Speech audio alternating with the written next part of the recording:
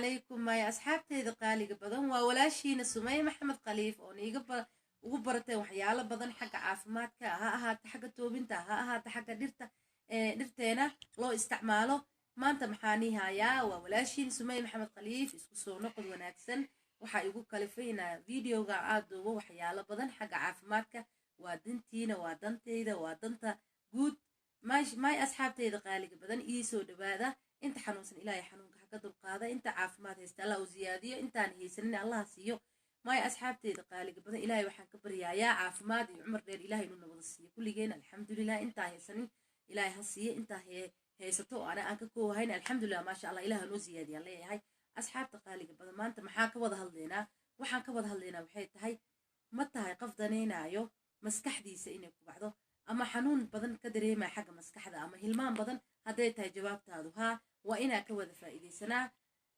qodobahan hadda soo socda ama irmahan soo socda hadda aan ii soo wada walaashiin Sumeeya todoba shay oo xagga maskaxda dhaawac u gaarsiin kara ayaan ii wada maanta haddii aad ku dadaashaan inaa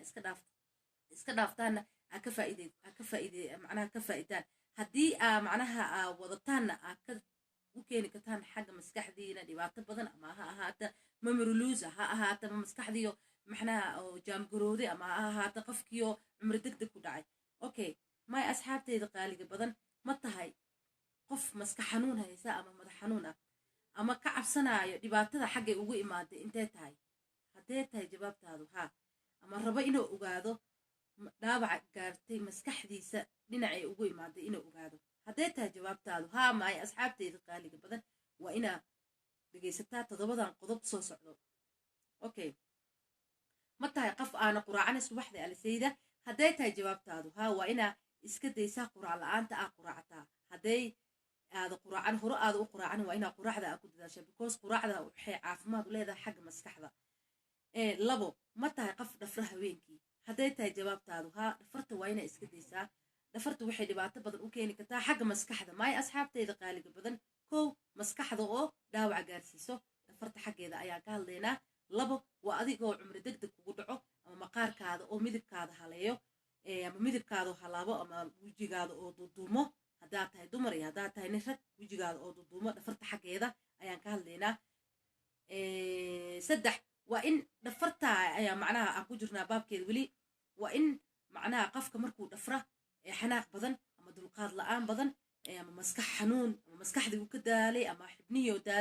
daaleen ayay u keentaa dhafarta xaggeeda saddex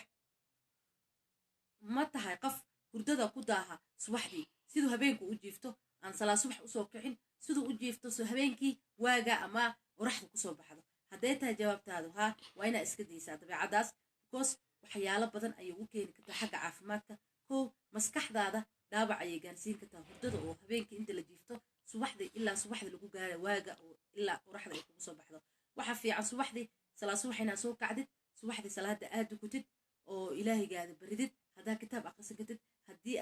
tiisan yar samayn kartid haddii orod yar samayn kartid alxamdulilah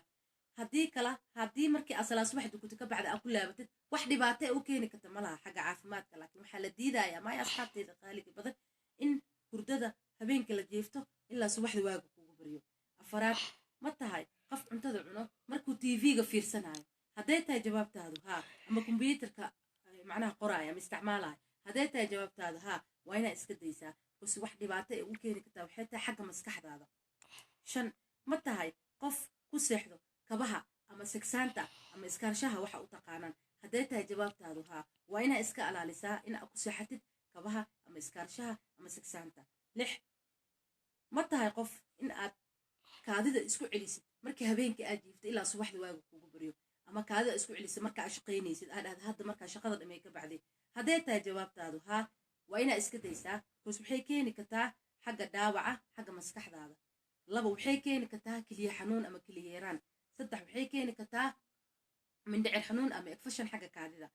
waxay kaloo keeni kartaa maxaa la dhihi jiray maskaxda oo dhaawacay u keento marka waa inaa iska ilaalisaa kaadida la isku celiyo tan todobaad oo noogu dambaysa waxay tahay asxaabteyda qaaliga badan ma tahay qof isticmaala sonkorto hadday tahay jawaabtaadu ha waa inaa iska ilaalisaa isticmaalka sonkorto because sonkortu waxyaalo badan ayay u keentaa xagga caafimaadka dhibaato ah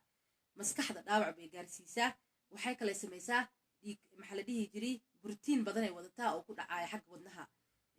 marka asxaabteyda qaaliga badan waa inaa iska daysaa anaka dhulkeena soomaaliya markaan joognay sokorta markii la isticmaali jiray qofka cabaar markuu socdo wuu dhididi jiray laakiin hadda dhulkan waa dhul kala waa inaa iska daysaa sokorta anaka sideena sokorta waxaa nooga fiican xagga isticmaalka ajnabiga marka soomaali haddaan nahnay shaha sokorta waa inaa ku badinaa marka sokorta waa inaa iska daynaa maayo asxaabteyda qaadiga badan intaasna waa kaftan